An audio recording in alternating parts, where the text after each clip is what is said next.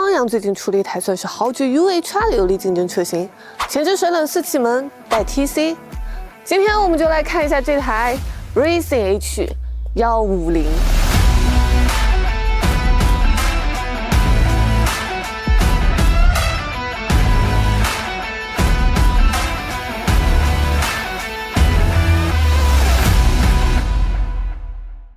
目前光阳的 Racing H150呢有4个颜色版本，浅灰、红白、深灰和白色，售价都是16660元。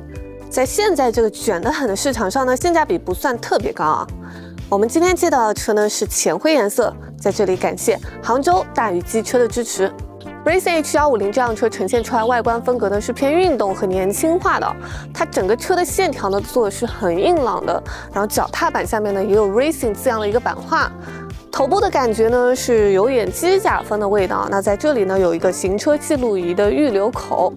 车身尺寸方面，这个车的尺寸啊在同级踏板中算是偏大一丢丢的，它的轴距数据呢大家可以参考一下1374。灯光部分呢都采用了 LED 的配置，日行灯设定为常亮，近光灯、远光灯、转向灯整合在车头两面的包围上，尾灯设计呢像是车身两面线条的延伸，形成2个夹角。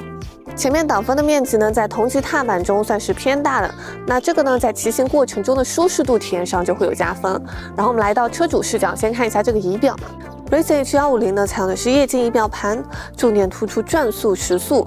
其他一些附加信息包括里程、油量、电压、冷却温度这些。指示灯呢分布在边缘。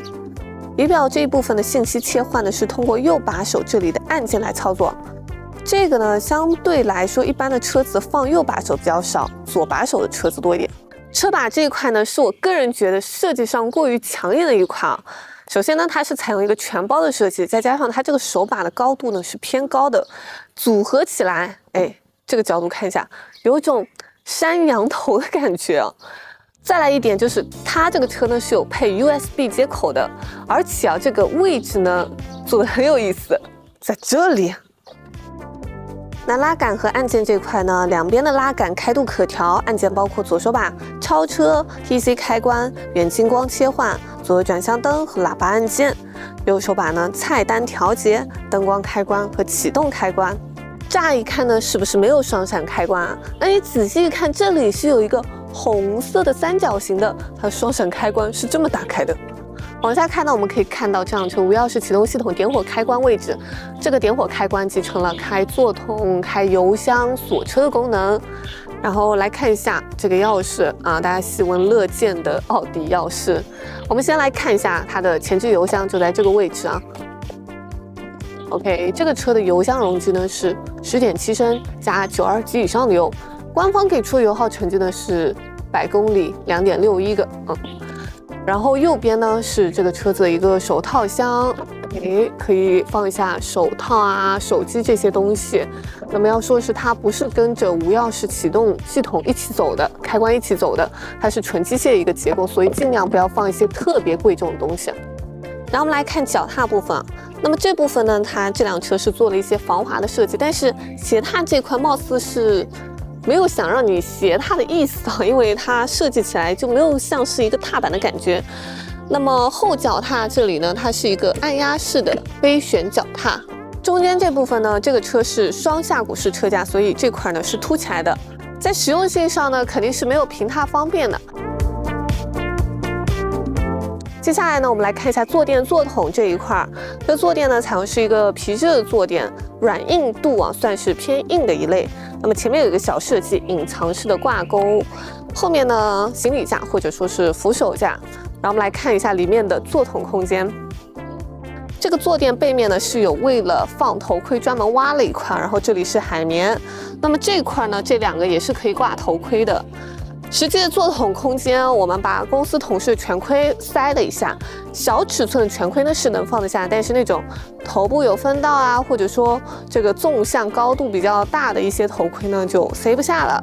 但这个坐筒啊，它这块的一个纵向空间还是比较大的。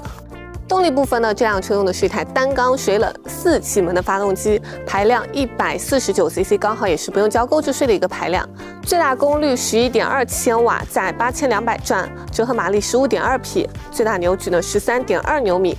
这个发动机的一个主要特点呢，就是它是同级别唯一一台采用了正制水冷的发动机。什么意思呢？就是水箱是放前面还是侧面？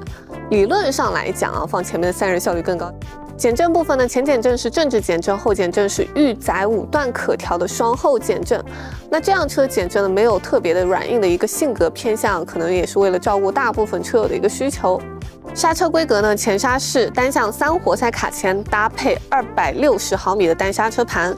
后刹呢是单向双活塞卡钳，搭配220毫米的刹车盘，配有前后的 ABS 和可开关的 TC。在这其中呢 ，TC 算是个亮点，也是目前国产车上越来越流行的一个配置啊。再加上这台车上用了一对有一定抓地力的马吉斯的踏板胎，所以呢，总体的刹车规格算是同级偏上的一个水平。实际的刹车成绩呢，需要我们借到可以测试的车之后，把成绩更新在机车圈 App 的 Race H150车型页上。这个车呢已经被预定了，测不了。那么轮胎的规格呢，前后都是13寸，前轮12070-13，后轮13070-13。那我们现在上车看一下，这辆车座高790，整备质量148公斤，它的坐垫前部呢是有做这样子的收窄的。然后我175的身高可以参考一下，我呢是能全脚掌着地的。骑行三角部分，这个手把呢它是偏高的，上半身的姿态是比较舒展的，但是腿部这里呢，因为它的脚踏，做的是比较高的，虽然它这个坐垫也是蛮高，但是这个脚踏呢，相对于其他，比如说 UHR 的踏板做的是比较高的，所以对于我这个大长腿来说，折叠度就会有点高了。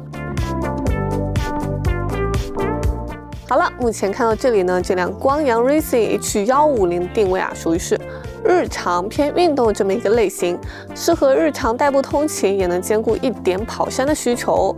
那关于这辆车质量稳定性呢，大家可以看一下我们机车圈 App 对应车友圈的一些帖子，或者说我们机车圈 App 特色的质量反馈板块。虽然说这辆车刚上市，可能对应的信息呢比较少，但是我还是想强调一下，如果屏幕前的你是处于想要买车在挑车的一个阶段，可以看一下自己心仪的几款车有没有出现在质量反馈板块上，对应的问题在不在你的预期范围内。上面的帖子呢都是真实车友发的，我们呢也是全国第一个且唯一一个做这个的摩托车平台。好了，接下来我们就来听排气声了。